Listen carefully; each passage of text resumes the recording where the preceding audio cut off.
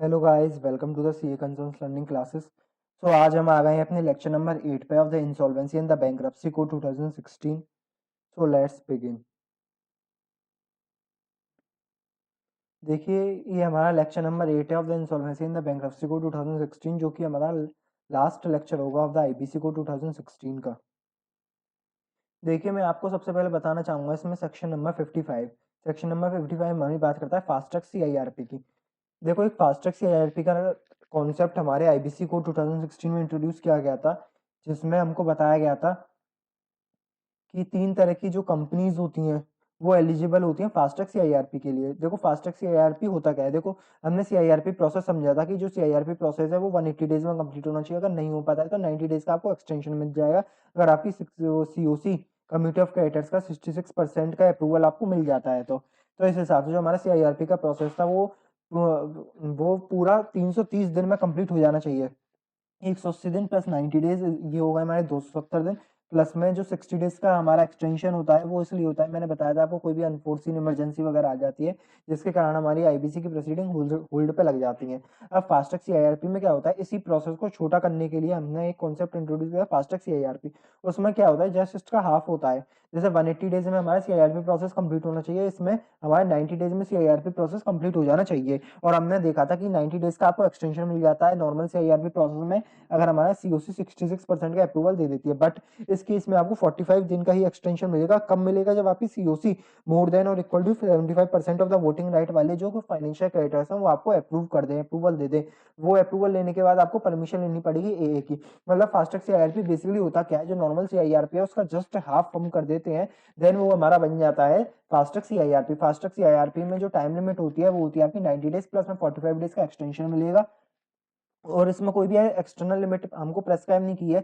जैसे हमको CIRP process में 330 डेज एक्सटर्नल लिमिट थी, ऐसे हमारी फास्टैग सीआईआरपी में कोई भी एक्सटर्नल लिमिट प्रेस्क्राइब नहीं है। इसका मतलब जो है कि जो हमारा फास्टैग सीआईआरपी का जो प्रोसेस है वो 90 डेज प्लस 45 डेज में कैसे भी करके कंप्लीट हो जाना चाहिए। अब मैंने आपको बताया फास्टैग सीआईआरपी के लिए 3 कंपनियों को ही सिलेक्ट, 3 तरीके की जो एक तरीके से इंटरप्राइजेज होती हैं, ऑर्गेनाइजेशन होती है, उन्हीं को ही एलिजिबल है फास्टैग सीआईआरपी के लिए। सबसे पहले हमारी स्मॉल कंपनी जो under section 2 subsection 85 of the companies act में बताई गई है। वो सब स्मॉल कंपनी कौन सी होती है, स्मॉल कंपनी वो कंपनी होती है जिनकी paid up share capital 2 crore या 20, जो टर्नओवर है 20 करोड़ से कम होता है। 2 करोड़ या उससे कम paid up share capital, 20 crore या उससे कम का जो टर्नओवर होता है वो हमारी स्मॉल कंपनी में मानी जाती है, स्मॉल कंपनी के अंदर आती है। बट स्मॉल कंपनी की डेफिनेशन में हमको एक चीज और दी गई है, या तो ये वाली लिमिट होगी या फिर एज में B prescribed by the central government. अब जो प्रेजेंट में हमारी सीजी ने जो हमको 2 लिमिट प्रेस्क्राइब कर रखी है, सबसे पहले पेड अप शेयर कैपिटल की सीजी ने बताया कि अगर 4 करोड़ या उससे कम की आपकी पेड अप शेयर कैपिटल है, प्लस में जो आपका टर्नओवर है 40 करोड़ या उससे कम है, then you are eligible to become a small company. Small company के लिए दोनों चीज ही नेसेसरी है कि पेड अप शेयर कैपिटल उसकी 4 करोड़ या उससे कम हो, या उसमें टर्नओवर है उसका 40 करोड़ या उससे कम हो। दोनों कंडीशन अगर कंपनी सेटिस्फाई कर पाएगी देन ओनली हम उसको स्मॉल कंपनी बोलेंगे। अगर वो स्मॉल कंपनी है तो वो फास्टैग सीआईआरपी के लिए एलिजिबल हो जाएगी। फिर जो दूसरी टाइप की ऑर्गेनाइजेशन है वो स्टार्टअप, कोई भी स्टार्टअप है other than the partnership firm के अलावा कोई भी स्टार्टअप है, देन वो भी एलिजिबल है हमारा फास्टैग सीआईआरपी करने के लिए। जो स्टार्टअप होता है वो स्टार्टअप किसके अंडर रजिस्टर्ड होना चाहिए, वो होना चाहिए आपका department for promotion of industry and internal trade. ये जो डिपार्टमेंट है इसके अंदर वो रजिस्टर्ड होना चाहिए स्टार्टअप, देन ओनली वो एलिजिबल होगा to conduct the fast track CIRP का प्रोसेस। फिर हमने बात करी तीसरी ऑर्गेनाइजेशन होगी कोई भी आपकी अनलिस्टेड कंपनी जिसका जो total asset as per the financial statement वो एक्सीड ना करे 1 करोड़ से। मतलब कहने का क्या है, कोई भी ऐसी अनलिस्टेड कंपनी जिसकी जो आपकी टोटल असेट है वो 1 करोड़ से कम होनी चाहिए, 1 करोड़ या 1 करोड़ से, मतलब 1 करोड़ से कम होनी चाहिए। मतलब क्या होगा, अगर एग्जैक्ट आपका 1 सीआर है, अगर टोटल एसेट आपकी अनलिस्टेड कंपनी की अगर एग्जैक्ट 1 सीआर है, देन वो एलिजिबल हो जाएगी, क्योंकि हमारी जो आई लॉ में लिमिट प्रेस्क्राइब की गई है वो करी गई है नॉट एक्सीडिंग 1 सीआर, मतलब 1 करोड़ से ज्यादा की नहीं होनी चाहिए। मतलब एग्जैक्ट 1 करोड़ होगी तो आप एलिजिबल होंगे to conduct the fast track CIRP. कहने का मतलब ये है कि एग्जैक्ट 1 करोड़ पे आप एलिजिबल होंगे, अगर 1 करोड़ 1 रुपया होगा then you are not eligible. तो हमने देखा कि जो फास्टैग सीआईआरपी है वो 3 कंपनी ही, 3 तरीके की ऑर्गेनाइजेशन ही कंडक्ट कर सकती है। स्मॉल कंपनी जो 285 की कंडीशन को मीट करती है, सेक्शन 2 सब सेक्शन 85, 4 करोड़ और 40 करोड़ वाली स्टार्टअप कंपनी जो हमारी DPIIT के अंडर रजिस्टर है, मतलब department of for promotion of industry and internal trade के अंडर। तीसरी हमने बात करी अनलिस्टेड कंपनी जिसकी टोटल असेट 1 करोड़ से ज्यादा नहीं है, मतलब एग्जैक्ट 1 करोड़ है, देन वो एलिजिबल हो जाएगी to conduct the fast track CIRP। और फास्टैग CIRP में आपको ये हमेशा याद रखना है कि जो हमारा अप्रूवल लगता है एक्सटेंशन के लिए वो 75% लगता है, 75% और मोर अप्रूवल होगा जब ही हम एक्सटेंशन मिलेगा आपको 45 डेज का, जबकि हमारा जो नॉर्मल CIRP प्रोसेस है उसमें जो एक्सटेंशन चाहिए आपको तो 66% of the community of creators के वोटिंग राइट से काम चल जाता था, बट फास्टैग CIRP में आपको 75 या उससे ज्यादा का चाहिएगा। देखो फास्टैग CIRP का प्रोसेस बिल्कुल एज इट इज CIRP वाला प्रोसेस है, मतलब जो चीजें हमने CIRP में पढ़ी थी वही फास्टैग CIRP में होंगी। जैसे कि एप्लीकेशन कोई भी दे सकता है, हमारा फाइनेंशियल क्रेडिटर दे सकता है या ऑपरेशन क्रेडिटर दे सकता है, कॉर्पोरेट डेटर भी दे सकता है। कॉर्पोरेट डेटर जब हमारा फास्टैग CIRP में एप्लीकेशन देगा तो कॉर्पोरेट डेटर के ब्याह में कौन देगा, कॉर्पोरेट डेटर के ब्याह में देगा कॉर्पोरेट एप्लीकेंट। CA मतलब CA चार्टर्ड अकाउंटेंट मत समझना, CA का मतलब होता है हमारा कॉर्पोरेट एप्लीकेंट। कॉर्पोरेट डेटर के बिहाफ पे जो एप्लीकेशन देगा उसको बोलते हैं कॉर्पोरेट एप्लीकेंट। कॉर्पोरेट एप्लीकेंट कौन होता है, या तो कॉर्पोरेट डेटर इटसेल्फ खुद देगा वो, या फिर अपना कोई भी ऑथराइज रिप्रेजेंटेटिव अपॉइंट कर ले, उसको हम बोलेंगे कॉर्पोरेट एप्लीकेंट। या फिर जो कॉर्पोरेट डेटर है जैसे जेट एयरवेज का कोई भी CEO है या CFO है, वो हमारे फास्टैग CIRP के लिए एप्लीकेशन फाइल कर सकते हैं टू द एजुकेटिंग अथॉरिटी। और जो हमारे सेक्शन जो CIRP को अप्लाई होते हैं सेक्शन 1 से लेकर सेक्शन 32 तक जो भी सेक्शन अप्लाई होते हैं same as it is apply होंगे फास्टैग CIRP को, बट जो टाइम लिमिट है वो हमने डिक्रीज कर दिया, वो इक्वल टू 50% कर दिया, मतलब 180 डेज की जगह 90 डेज और 90 डेज की जगह 45 डेज, बट कोई भी एक्सटर्नल लिमिट इसमें अप्लाई नहीं करी गई है। अब हमने बात करी थी, देखो अंडर सेक्शन 7, 9, 10 में आप application as it is file कर सकते हो। एप्लीकेशन फाइल करने के साथ साथ क्या देना पड़ेगा कि प्रूफ ऑफ डिफॉल्ट आपको फाइल करना पड़ेगा एजुकेटिंग अथॉरिटी के पास, प्लस में एलिजिबिलिटी बतानी पड़ेगी कि हम एलिजिबल है to conduct the fast track CIRP। Fast track CIRP के लिए एलिजिबल 3 कंपनी मैंने आपको बताया, एक स्टार्टअप कंपनी, एक अनलिस्टेड कंपनी जिसकी एसेट 10 करोड़ से जिसकी एसेट है जो 1 करोड़ रुपए से कम होनी चाहिए, प्लस में मैंने आपको बताया स्मॉल कंपनी, स्टार्टअप और अनलिस्टेड, 3 तरह की ऐसी ऑर्गेनाइजेशन है जो आपकी फास्टैग CIRP के लिए एलिजिबल होंगी। और देखो फास्टैग CIRP का जो प्रोसेस है मैंने आपको समझा दिया। अब आगे हम चलते हैं CIRP और PPIRP में। देखो CIRP में अगर आपको सक्सेस मिलती है तो आपकी कंपनी हो जाती है रिवाइव, लेकिन अगर CIRP में आपको सक्सेस नहीं मिलती, मतलब जो रेजोल्यूशन प्लान बना या नहीं बन पाया रेजोल्यूशन प्लान, तो आपको कंपलसरी कंपनी को लिक्विडेट करना पड़ेगा, क्योंकि CIRP एक ऐसा रामबाण है जो कंपनी पे चलाया गया है। अगर वो सक्सेस हो जाएगा तो कंपनी रिवाइव हो जाएगी, अगर नहीं हो पाता तो कंपनी को कंपलसरी लिक्विडेशन करना पड़ेगा। बट PPIRP में क्या होता है, जो हमारा प्री प्लान इंसॉल्वेंसी का जो प्रोसेस होता है उसमें क्या होता है, अगर सक्सेस मिल जाती है आपको तो आपकी जो कंपनी होती है बेसिकली MSME होती है वो रिवाइव कर जाती है। बट अगर आप फेल कर जाते हो PPIRP के प्रोसेस को, देन आपकी जो कंपनी होती है वो उसमें लिक्विडेशन में नहीं जाएगी, बल्कि आपकी जो कंपनी है वो CIRP के प्रोसेस को हैंडओवर कर दी जाएगी। दो तरीके हमने प्रोसेस आपको बताया, CIRP और PPIRP। अगर PPIRP से बात नहीं बनती देन हम CIRP में जाएंगे कि आप अब अपने हिसाब से इस मैटर को सॉल्व कीजिए। बेसिकली PPIRP में अगर जो रिजोल्यूशन प्लान नहीं बन पाता है देन कंपनी को लिक्विडेट नहीं करेंगे, CIRP के प्रोसेस में भेज देंगे। बट एक इसका एक्सेप्शन भी है। एक्सेप्शन क्या कहता है हमसे, एक्सेप्शन ये कहता है कि अब मैंने आपको बताया था जब PPIRP हम पढ़ रहे थे कि अगर मैनेजमेंट कोई भी फ्रॉड कर देता है तो उसकी जगह जो भी मैनेजमेंट में जैसे कोई भी बंदे ने फ्रॉड कर दिया तो फिर जो पहले हम हमारे जो डेटर इन कंट्रोल के हाथ में कंपनी थी वो अब हम कंपनी को हम रिजोल्यूशन प्रोफेशनल के हाथ में दे देते हैं कंपनी को। बेसिकली जो मैनेजमेंट है वो चेंज हो जाता है to the corporate debtor to हमारा रिजोल्यूशन प्रोफेशनल। अब ऐसे ही केस में जैसे मैनेजमेंट ने डिफॉल्ट किया तो मैनेजमेंट में डिफॉल्ट किया और PPIRP के प्रोसेस से कोई भी रिजोल्यूशन प्लान नहीं बन पाया तो कंपनी इस केस में कंपलसरी लिक्विडेट करना पड़ेगा। कहने का मतलब ये था कि जब हमने PPIRP का प्रोसेस समझा था तो मैंने उसमें बताया था अगर कोई भी कंपनी में ऐसा फ्रॉड वगैरह पाया जाता है कि मैनेजमेंट कोई भी फ्रॉड कर रहा है या मिसमैनेजमेंट कर रहा है, देन उस केस में अगर कोई भी PPIRP जो हम कंडक्ट कर रहे हैं pre plan insolvency resolution process अगर वो फेल हो जाता है देन उस केस में आपकी कंपनी को कंपलसरी लिक्विडेट करना पड़ेगा। ये हमारा एक्सेप्शन आता है PPIRP के। अगर फेल हो जाता है तो उसको कौन से केस में आपको लिक्विडेशन में जाना पड़ेगा, ये आपका MCQ बनेगा, कंपलसरी ही बन जाएगा आपका। तो इसके लिए आप याद रखना केवल वो केस है जब आपने देखा कि मैनेजमेंट में फ्रॉड हो रखा है और PPIRP का जो रिजल्ट है वो नेगेटिव निकला, मतलब PPIRP सक्सेस नहीं हो पाया, देन उस केस में आपकी कंपनी को कंपलसरी लिक्विडेट करना पड़ेगा। ये एक एडिशनल पॉइंट था। अब मैं आपको बताऊं सेक्शन नंबर 59। 59 क्या बात करता है? 59 बात करता है voluntary liquidation of a corporate person. भाई अब तक हमने लिक्विडेशन जो पढ़ा था वो कंपलसरी लिक्विडेशन था। क्या है, ऐसा हो सकता है कि कॉर्पोरेटर अपनी मर्जी से खुद को लिक्विडेट कर सकता है? बिल्कुल कर सकता है। वो वॉलंटरी अगर उसकी इच्छा है, प्लस में उसने कोई डिफॉल्ट भी नहीं किया, देन कंपनी, हमारा जो कॉर्पोरेटर है या कंपनी है, वो लिक्विडेशन में जा सकती है। अब लिक्विडेशन में जाने के लिए ऐसे उसका प्रोसेस क्या होगा? देखो, प्रोसेस समझने के लिए सबसे पहले समझिए, अगर कंपनी वॉलंटरी लिक्विडेशन में जाना चाहती है तो सबसे पहले हम उसकी डायरेक्टर का डिक्लेरेशन लेंगे। डायरेक्टर का डिक्लेरेशन कैसे लेंगे? उनसे एक एफिडेविट मांगेंगे कि भैया डायरेक्टर अपना एक डिक्लेरेशन दीजिए एफिडेविट में, एफिडेविट की फॉर्म में। एफिडेविट में क्या लिखेंगे आप? एफिडेविट में आप लिखोगे, डायरेक्टर लिखेंगे कि कंपनी का कोई भी, या तो कंपनी कोई भी डेप्ट ओन नहीं करती है लिक्विडेशन में जाने से पहले, या फिर कंपनी के जो भी डेप्ट है उनका फुल पेमेंट हो सकता है, क्योंकि कंपनी के जैसे 100 करोड़ की डेप्ट है तो कंपनी के पास 100 करोड़ की ही असेट है, जिससे कि जो डेप्ट का पेमेंट है वो फुल हो सकता है, फुल पेमेंट ऑफ द डेप्ट हो सकता है। इस तरीके की एक डिक्लेरेशन देनी पड़ेगी एफिडेविट में। दूसरा क्या देंगे? वो देंगे कि हम लिक्विडेशन में इसलिए नहीं जा रहे हैं कि हम फ्रॉड करें, मतलब उनका जो पर्पस है वो फ्रॉड करने का नहीं है लिक्विडेशन में जाने से। एक सेकेंड,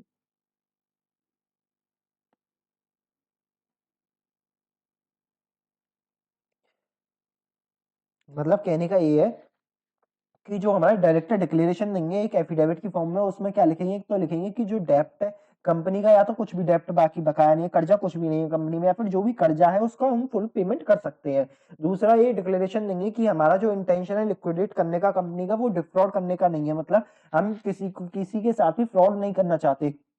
मतलब लिक्विडेशन जो कंपनी का कराने चाहते हैं जो डायरेक्टर, उनका पर्पस फ्रॉड करना नहीं है, बेसिकली डिफ्रॉड करना नहीं है। तीसरा उसके साथ क्या देंगे? वो देंगे बुक्स ऑफ अकाउंट्स और अदर डॉक्यूमेंट्स देंगे पिछले 2 साल के कंपनी के उस एप्लीकेशन के साथ। और क्या देंगे? वो एक रजिस्टर्ड वैल्यूअर होगा, उसकी रिपोर्ट देंगे। रजिस्टर्ड वैल्यू की रिपोर्ट क्यों चाहिए? क्योंकि आप कंपनी को लिक्विडेट करना लिक्विडेशन में ले जा रहे हो, और लिक्विडेशन में ले जा रहे हो तो कंपनी की सारी एसेट बेची जाएंगी, इसलिए रजिस्टर्ड वैल्यूअर की एक रिपोर्ट भी लगेगी। अब जैसे ही डायरेक्टर ने अपना डिक्लेरेशन दे दिया तो 4 वीक्स के अंदर अंदर शेयर होल्डर्स हैं जो, अब भैया डायरेक्टर्स तो तुम तो कह दो कि कंपनी को लिक्विडेट कर दो, लेकिन जो कंपनी के असली मालिक है वो तो शेयर होल्डर्स हैं, उनका भी तो अप्रूवल लेना पड़ेगा। तो with in a period of 4 weeks of the director declaration हमको अप्रूवल लेना पड़ेगा अपने शेयर होल्डर्स का। शेयर होल्डर्स का अप्रूवल लेंगे हम, या तो एस आर और ओ आर, स्पेशल रिजोल्यूशन और ऑर्डिनरी रिजोल्यूशन। स्पेशल रिजोल्यूशन का कब पास करवाना पड़ेगा? जब कोई भी जनरल केस है। पहले ऑर्डिनरी रिजोल्यूशन समझिए। ऑर्डिनरी रिजोल्यूशन आपका शेयर होल्डर्स का जब लगेगा, जब आपके आर्टिकल ऑफ एसोसिएशन में ही ऐसा लिखा था। बेसिकली आपने समझा होगा कि कुछ कंपनीज हमें ऐसे इनकॉर्पोरेट करते हैं फॉर अ पार्टिकुलर पर्पस, जैसे कि ये कोई भी कंस्ट्रक्शन बिजनेस में कोई भी कंपनी इनकॉर्पोरेट हुई कि हम ये पार्टिकुलरली ये बिल्डिंग कंस्ट्रक्ट करेंगे, देन हमारी बिल्डिंग कंस्ट्रक्ट होने के बाद जो कंपनी का पर्पस है वो एंड हो जाएगा। मतलब कहने का मतलब ये है, जो company made for a particular purpose होती है, जो पार्टिकुलर पर्पस था हमारा बिल्डिंग बनाने का, जैसे ही बिल्डिंग बनी देन द कंपनी की जो टर्म्स थी वो खत्म हो गई। अब इस हिसाब से जो आर्टिकल्स में ऐसा कुछ लिखा हुआ था company made for a particular purpose, then उस केस में आपका आर्टिकल्स में लिखा भी हुआ था कि ये पर्पस खत्म होने के बाद कंपनी लिक्विडेशन में चली जाएगी, तो उस केस में आपको शेयर होल्डर्स का ऑर्डिनरी रिजोल्यूशन से ही काम चल जाएगा। बट अब कंपनी गोइंग कंसर्न है, लेकिन उसके आर्टिकल्स ऑफ एसोसिएशन में कहीं भी ऐसा नहीं लिखा कि कंपनी को लिक्विडेशन करना है। लेकिन जब भी आपके जो डायरेक्टर्स हैं वो चाहते हैं कि कंपनी को हम लिक्विडेट कर दें, तो ऐसे केस में आपको शेयर होल्डर्स का स्पेशल रिजोल्यूशन पास करना पड़ेगा। बेसिकली अगर आपके आर्टिकल्स ऑफ एसोसिएशन में अगर ये लिखा हुआ है कि कंपनी को हम लिक्विडेट करेंगे, कंपनी को हम लिक्विडेट करेंगे after the completion of the particular purpose, then आपको ऑर्डिनरी रिजोल्यूशन लगेगा। अगर ऐसा कोई भी आपकी आर्टिकल ऑफ एसोसिएशन में क्लॉज नहीं है, देन आपको स्पेशल रिजोल्यूशन पास करना पड़ेगा। जैसे ही डायरेक्टर ने डिक्लेरेशन दिया 4 वीक के अंदर अंदर शेयर होल्डर्स का अप्रूवल हो गया, या तो स्पेशल रिजोल्यूशन के थ्रू या ऑर्डिनरी रिजोल्यूशन के थ्रू, एज द केस में भी with in a period of 7 days of the share holders के अप्रूवल, आपको क्या करना पड़ेगा? क्रेडिटर्स का अप्रूवल लेना पड़ेगा। सॉरी,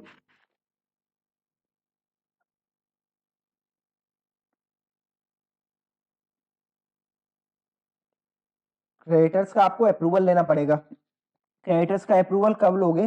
जब आपने ये डिक्लेरेशन दिया कि कंपनी के पास डेप्ट ओन है, मतलब इसमें डायरेक्टर्स ने डिक्लेरेशन दिया कंपनी भैया कर्ज, कंपनी के पास कर्ज है, तो उस केस में आपको डायरेक्टर वो क्रेडिटर्स का 7 दिनों के अंदर अंदर शेयर होल्डर्स के अप्रूवल के 2/3 इन वैल्यू, मतलब मोर देन और इक्वल टू 66% हम कह सकते हैं, 2/3 इन वैल्यू का आपको अप्रूवल लेना पड़ेगा क्रेडिटर्स का भी। सबसे पहले डायरेक्टर का डिक्लेरेशन लो, 4 वीक्स के अंदर अंदर शेयर होल्डर्स का डिक्लेरेशन लो, शेयर होल्डर्स के बाद 7 दिनों के अंदर अंदर क्रेडिटर्स का अप्रूवल लो। जैसे ही क्रेडिटर्स का अप्रूवल मिल गया आपको, क्रेडिटर्स के अप्रूवल मिलने के 7 दिनों के अंदर अंदर आपको आरओसी या फिर आपका जो बोर्ड है insolvency and bankruptcy board of India के पास एक एप्लीकेशन फाइल करनी पड़ेगी कि भैया हमारी सारी कंडीशन सेटिस्फाई हो चुकी है, तो सारी कंडीशन हमको सेटिस्फाई हो चुकी है, ये आपको एक डिक्लेरेशन आरओसी और बोर्ड के 7 दिनों के अंदर अंदर फाइल करनी पड़ेगी क्रेडिटर्स के अप्रूवल के दिन से। अब बात आती है कि जैसे ही आपको क्रेडिटर्स का अप्रूवल मिला,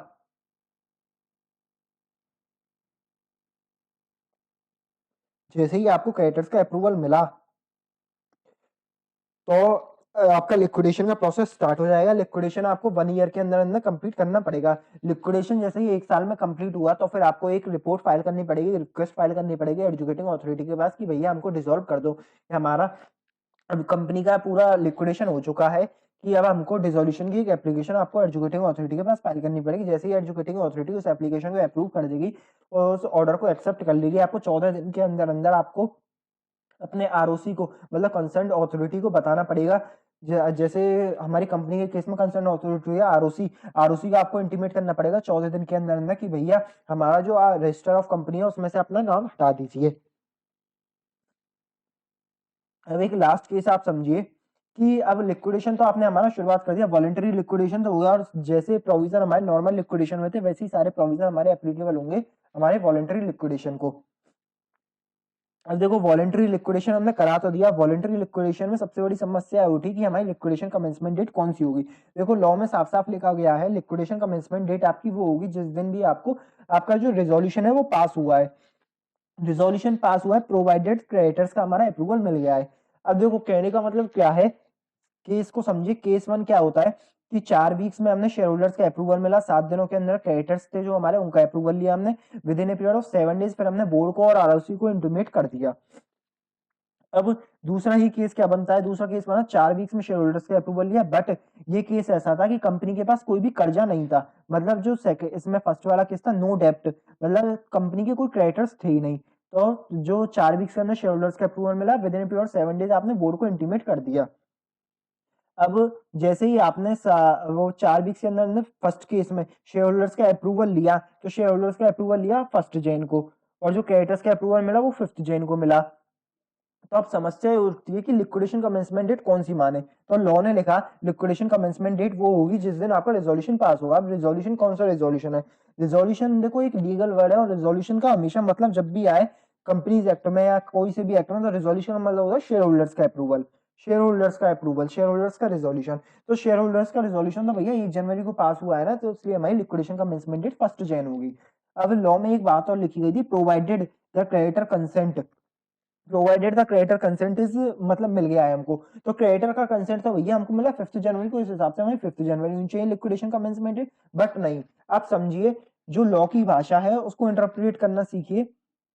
तो फिर लॉ में ये लिखा हुआ है कि जो हमारा रिजोल्यूशन वाली डेट है उसको हम मानेंगे लिक्विडेशन कमेंसमेंट डेट, इस हिसाब से जो लिक्विडेशन कमेंसमेंट डेट होगी वो हमारी 1 जनवरी होगी। फिर केस बी में जिसमें हमारे क्रेडिटर्स नहीं थे, तो वो केस तो सीधा सीधा सही है, जिस दिन हमारा रिजोल्यूशन पास हुआ मतलब जो स्पेशल रिजोल्यूशन शेयर होल्डर्स ने पास किया या जो ऑर्डिनरी रिजोल्यूशन पास किया उसी दिन की डेट को हम लिक्विडेशन कमेंसमेंट डेट बोलेंगे। बेसिकली दोनों केस में लिक्विडेशन कमेंसमेंट डेट 1 जनवरी होगी, जिस दिन हमारा शेयर होल्डर्स ने अप्रूवल दिया उस दिन हमारी जो लिक्विडेशन कमेंसमेंट डेट होगी, शेयर होल्डर्स ने रिजोल्यूशन पास किया। देखिए एक लास्ट सेक्शन बचता है हमारा section number 11A। Section number 11A क्या बात करता है हमारा, सेक्शन नंबर 11A बात करता है, देखो नॉर्मल से आईआरपी का प्रोसेस समझिए, जेट एयरवेज या जीसीसीएल इंफ्राती उसने डिफॉल्ट किया एसबीआई के लोन का, एसबीआई के लोन का डिफॉल्ट किया, एसबीआई रोते रोते 14 दिन के अंदर गई एजुकेटिंग अथॉरिटी के पास, एजुकेटिंग अथॉरिटी या तो उसकी एप्लीकेशन को एक्सेप्ट करेगी या रिजेक्ट करेगी, 2 केस बनते हैं।